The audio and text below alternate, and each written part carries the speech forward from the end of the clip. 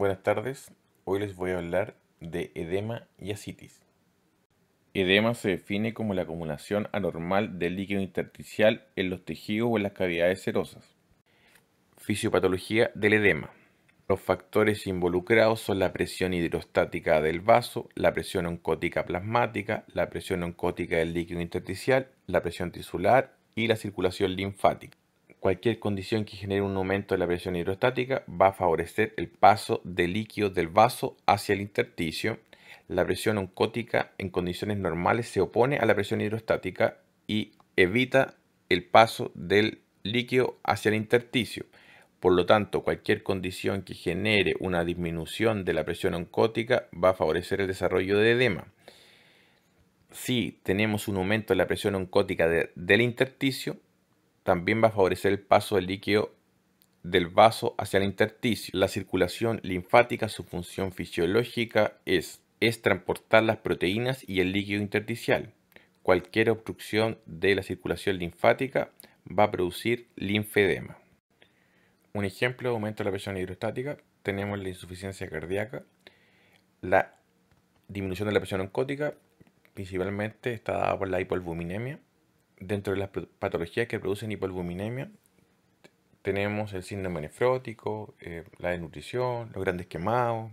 El aumento de la permeabilidad capilar ocurre en la inflamación, la retención de sodio y agua ocurre en enfermedades hepáticas, como la cirrosis, la insuficiencia renal aguda, también en el síndrome nefrótico, y la obstrucción de los vasos linfáticos produce linfedema. Este es el signo de la fobia que nos permite objetivar el edema. Cuando nos enfrentamos a un paciente con edema, es fundamental ver la distribución de este, si es localizado o generalizado, la consistencia, blando, la coloración, pálida, rojiza, la temperatura, frío o caliente, la sensibilidad, es doloroso, no es doloroso, es fundamental para hacer un adecuado diagnóstico diferencial. El edema se puede clasificar en localizado o generalizado. Si tenemos un paciente con edema localizado, en el diagnóstico diferencial está el edema inflamatorio, como por ejemplo la celulitis, el linfedema, el venoso, como ocurre en la insuficiencia venosa crónica o la trombosis venosa profunda. Si tenemos un paciente con edema generalizado, tenemos que pensar en el síndrome nefrótico, en la cirrosis, en la insuficiencia cardíaca, que son una de las principales causas de edema generalizado. La distribución del edema es fundamental para el diagnóstico diferencial. Los edemas se clasifican en simétrico y asimétrico. Los edemas simétricos ocurren generalmente en enfermedades sistémicas, como por ejemplo la insuficiencia cardíaca, el síndrome nefrótico, la cirrosis hepática. En el caso de la cirrosis, generalmente voy a tener edema de extremidades, pero después de la ascitis. La ascitis ocurre antes que el edema de extremidades, o pueden ocurrir a la par, pero es muy raro que en un paciente con cirrosis tenga edema de extremidades y no tenga ascitis. Es muy útil la asimetría. Por ejemplo, si tengo un paciente que comienza con un dolor agudo en una pierna, asociado a empastamiento, dolor, tiene antecedentes de cáncer, postración, un viaje prolongado, tenemos que pensar en una TBP como primera causa. Otro caso, mujer después de cirugía de resección de mama, linfadenectomía, desarrolla un edema crónico en una extremidad superior. Tenemos que pensar en el linfedema como primera opción. Un paciente después de un E15 comienza con un aumento de volumen, tenemos que pensar en un edema traumático como primera opción. Un paciente comienza con dolor, fiebre, dolor a la palpación, tengo que pensar en celulitis como primera opción. Linfedema, los vasos linfáticos no son capaces de drenar el exceso de proteína desde el intersticio, causando un aumento de la presión oncótica a nivel del intersticio y generando un paso de líquidos del vaso hasta el intersticio. Pueden ser unilaterales, es lo más frecuente, como la cirugía radical de la mama. Pueden ser secundarios a infecciones de las vías linfáticas, como por parásitos, como la filiaria, a infecciones crónicas de la piel. generalmente son de lenta instalación, son crónicos y también puede darse en el contexto de una infiltración de los ganglios linfáticos por neoplasias malignas. También puede ocurrir en caso de trombosis combinadas que afecta a la vena y a los ganglios linfáticos. Y lo característico es que generalmente es un edema duro, frío, que no deja signo de la fobia. En la primera foto podemos observar un caso típico del linfedema con un edema asimétrico que compromete la extremidad inferior izquierda con la otra extremidad completamente normal. Es un edema frío, indoloro, con consistencia aumentada y que no deja signo de la fobia. En la segunda foto podemos ver una mujer con secuelas de resección quirúrgica de cáncer de mama, con un aumento de volumen del vaso izquierdo que nos orienta fácilmente para el diagnóstico de linfedema. El edema inflamatorio ocurre por un aumento de la permeabilidad vascular que se puede originar por diversas etiologías. Dentro de estas, infecciosas, principalmente infecciones bacterianas, lesiones térmicas, lesiones por productos químicos o también mecánicas. Lo característico es que es un edema caliente, además un edema muy doloroso a la palpación. Además la piel se ve roja, eritematosa. Además es un edema duro, unilateral, localizado en la zona que está comprometida. Además, en algunos casos especiales como la celulitis, se puede asociar a fiebre y compromiso del estado general. En esta diapositiva, en las dos fotos podemos observar casos de celulitis. En la foto de la izquierda se observa la piel brillante, eritematosa. Quiero volverles a insistir sobre el dolor intenso de la palpación y lo caliente que está la extremidad, que son importantes en el diagnóstico de la celulitis. Además, en la segunda diapositiva se ve el compromiso localizado, claramente la zona que está infectada y la zona que no tiene celulitis. La edema venoso agudo, como por ejemplo la trombosis venosa profunda. La fisiopatología de esto es por alteraciones del retorno venoso, por ejemplo en pacientes inmovilizados, pacientes con lesión o disfunción endotelial, como puede ocurrir en las fracturas en la pierna, pacientes con estado de hipercoagulabilidad, como ocurre en el cáncer, en las trombofilias. Por eso es importante que en un paciente con sospecha de TBP preguntar por cáncer, por trombofilia, por TBP previa. Lo característico en el examen físico es aumento de volumen de la extremidad está empastada, es un edema duro, dolor, la temperatura cutánea es normal y además el compromiso es asimétrico. Pero tenemos que recordar que por el examen físico no se puede descartar la TBP porque puede ser, incluso se puede dar una TBP en pacientes que están asintomáticos, o sea, sin dolor. En la primera foto se ve un paciente con un compromiso asimétrico de la extremidad, pero un leve aumento de volumen de mayor tamaño de la pierna derecha sobre la otra, además levemente enrojecida. En la siguiente diapositiva podemos ver que el aumento de volumen llega hasta el muslo, se orienta que la trombosis es más alta, ¿ya? Y además la pierna se ve mucho más edematosa y además se ve eritematosa. El mixedema ocurre por acumulación de mucopolisacáridos en la piel, en el contexto de hipotiroidismo. Se caracteriza por ser un edema duro, frío, no tiene signo de la fobia y además se puede acompañar de otros signos de hipotiroidismo, como por ejemplo bradyquidia, caída del pelo, pelo grueso, quebradizo, voz ronca, ganancia de peso, constipación. En esta diapositiva podemos observar un edema bilateral, difuso, con piel seca y pérdida del vello cutáneo. Además, un edema pálido. El edema que ocurre por insuficiencia cardíaca es un signo de insuficiencia cardíaca derecha.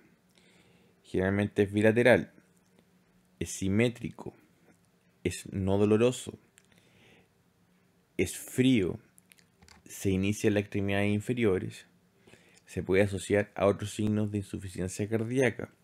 Puede ser cianótico, puede ser localizado, como por ejemplo localizado en las extremidades inferiores, o en algunos pacientes puede llegar hasta la nasarca. Disminuye con el reposo y además se asocia a ganancia de peso, por lo que es fundamental en los pacientes con insuficiencia cardíaca que están con edema, peso diario.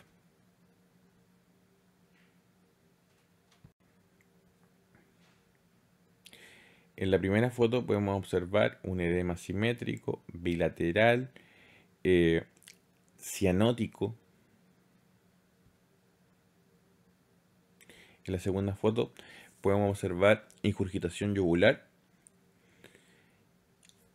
Y en la tercera foto, en la radiografía, se observa cardiomegalia y signos de congestión pulmonar. Edema en el síndrome nefrótico es generalizado, bilateral, simétrico, blando, compromete la cara rápidamente. Además se asocia a orina espumosa debido a la proteinuria y además tienen hiperlipidemia. Ocurre más frecuente en la infancia que en la etapa adulta, pero también puede ocurrir en adultos.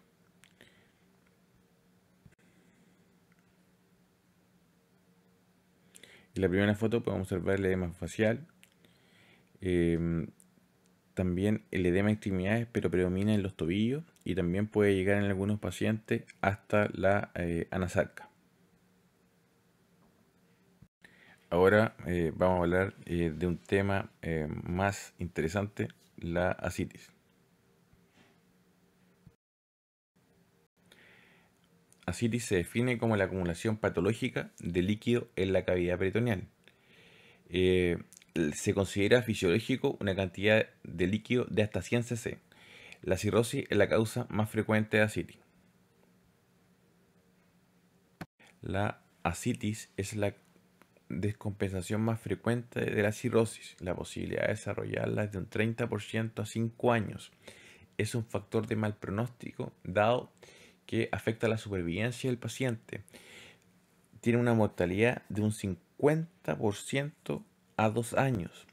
Probablemente este mal pronóstico está relacionado con la aparición de complicaciones, como el sangrado varicial, la encefalopatía hepática, la PBE, que tienen una alta mortalidad. Por ende, se debe considerar el trasplante hepático en todos estos pacientes. Fisiopatología de la ascitis. Secundario a la cirrosis se produce hipertensión portal, vasodilatación arterial espláncnica. Secundario a esta vasodilatación se genera una gran cantidad de vasodilatadores como óxido nítrico. Esto produce hipotensión arterial. Esta hipotensión arterial, como mecanismo compensatorio, se produce estimulación de los vasoreceptores. Estos estimulan al sistema renina, angiotensina, aldosterona, al sistema nervioso autónomo y al ADH. Se produce retención de agua y sodio, se produce ascitis y se producen edemas. Además, a nivel renal hay una vasoconstricción y esto produce el temido síndrome hepatorenal, que tiene una mortalidad y morbilidad importantes. Además, se produce deterioro de la excreción de agua libre e hiponatremia. En el estudio de un paciente con cirrosis, con ascitis o con edema, es fundamental la anamnesis, antecedentes generales, antecedentes de insuficiencia cardíaca, de cirrosis, de consumo de alcohol, de cáncer, de diabetes mellitus, de obesidad. ¿Por qué la diabetes mellitus y la obesidad? Porque actualmente la obesidad es la principal causa de cirrosis. Por lo tanto, es una de las principales causas de ascitis. En general, en todos los pacientes que sospechamos edema o ascitis, es fundamental el peso diario, porque la mayoría de estos pacientes presentan ganancia de peso. Además, aumento de tamaño de la circunferencia abdominal para los pacientes con ascitis y edema de extremidades inferiores. Destaca en el examen físico abdomen distendido, edema de extremidades, ombligo aplanado, circulación colateral, disminución del vello púbico. Además, en el contexto de cirrosis por alcohol, hipertrofia parotídea, ginecomastia, atrofia testicular, ictericia de pieles claras, signos de encefalopatía hepática como la asterixis.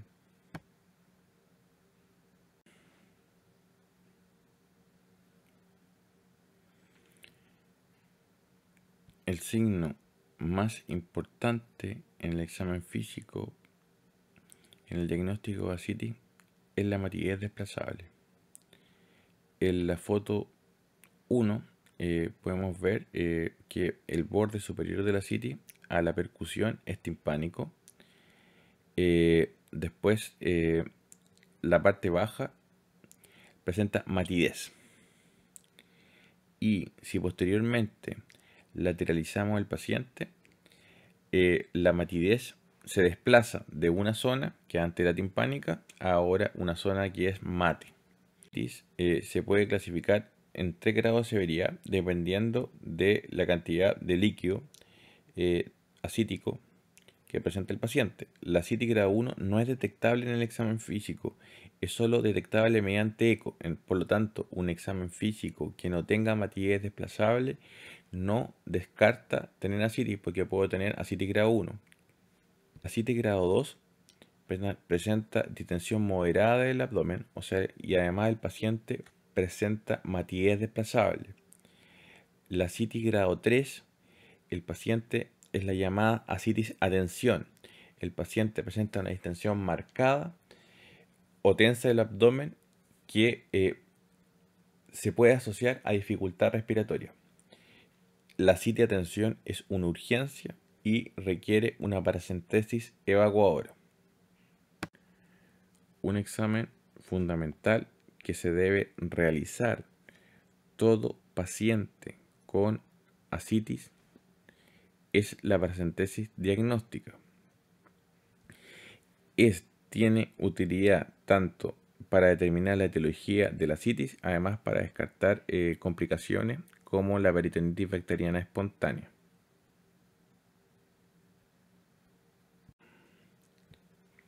¿Qué es el GASA? Es la gradiente de albúmina del suero a albúmina del líquido ascítico.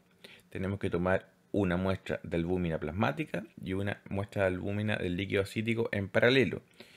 Un GASA mayor a 1,1 indica hipertensión portal y tiene una sensibilidad de un 97%. O sea, nos permite clasificar en los pacientes que tienen ascitis por hipertensión portal o que no son por hipertensión portal. En este cuadro podemos diferenciar a los pacientes que tienen un GASA mayor a 1,1, que es por hipertensión portal, y a los que tienen un GASA menor a 1,1, o sea, no es por hipertensión portal. Grupo del GASA mayor a 1,1, cirrosis, la falla hepática aguda, la insuficiencia cardíaca congestiva, la pericarditis constrictiva, el síndrome de Budd-Chiari, que es una trombosis venosa de la suprahepática, y la enfermedad venosa oclusiva. De los con GASA menor a 1,1 tenemos el síndrome nefrótico, el mixedema, la carcinomatosis peritoneal, la tuberculosis, la ascitis por pancreatitis y la ascitis quilosa. Dentro de las causas de ascitis por hipertensión portal tenemos la cirrosis, la falla hepática aguda, la insuficiencia cardíaca congestiva, la pericarditis constrictiva, el síndrome de Budd-Chiari, que es una trombosis venosa de la suprahepática, la enfermedad venosa oclusiva. Hay dos métodos principales para determinar si la ascitis es maligna. En general, una concentración de colesterol mayor a 45 es un método costo efectivo, barato para identificar si la ascitis es maligna. Y además, las células neoplásicas del líquido ascítico son otro método para determinar la ascitis maligna, pero en general tienen mala sensibilidad. Uno de los exámenes más útiles en sospecha de tuberculosis peritoneal o ascitis por tuberculosis es el ADA. Un ADA mayor a 32 tiene una sensibilidad de un 98% y una especificidad de un 96% para detectar tuberculosis. Si el contenido del líquido acítico es lechoso, tenemos que sospechar una ascitis quilosa.